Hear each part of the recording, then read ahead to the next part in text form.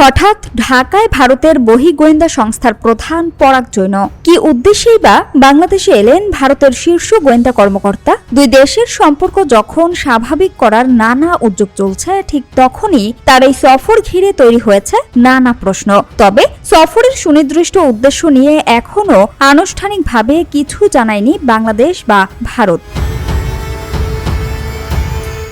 সরকারের একটি সূত্র জানিয়েছে, বাংলাদেশের সংশ্লিষ্ট কর্তৃপক্ষের আমন্ত্রণেই 4 সদস্যের উচ্চ পর্যায়ের প্রতিনিধি দল নিয়ে ঢাকায় এসেছেন পরাগ জৈন। রোববার দুপুরে এয়ার ইন্ডিয়ার একটি ফ্লাইটে শাহজালাল আন্তর্জাতিক বিমানবন্দরে পৌঁছান তারা। রাজধানীর একটি হোটেলে অবস্থান করছেন প্রতিনিধি দলের সদস্যরা। কিন্তু কি নিয়ে আলোচনা হবে? সীমান্ত নিরাপত্তা, গোয়েন্দা সহযোগিতা, নাকি দুই দেশের সম্পর্কের জটিল কোনো অধ্যায় নিয়ে কথা হবে, তা এখনো স্পষ্ট নয়।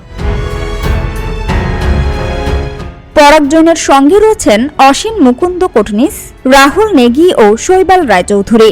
ভারতের সেক্রেটারি হিসেবে দায়িত্ব পালনের পাশাপাশি স্পেশাল প্রোটেকশন গ্রুপের স্পেশাল সেক্রেটারিও তিনি। ফলে তার এই সফরকে সাধারণ কূটনৈতিক সফরের চেয়ে আলাদা গুরুত্বে দেখছেন সংশ্লিষ্টরা। তবে সফর থেকে বাংলাদেশের কি লাভ হতে পারে বা দুই দেশের সম্পর্কে এর প্রভাব কতটা পড়বে, সেটিও এখন নির্ভর করছে আলোচনার বিষয়বস্তুর উপর।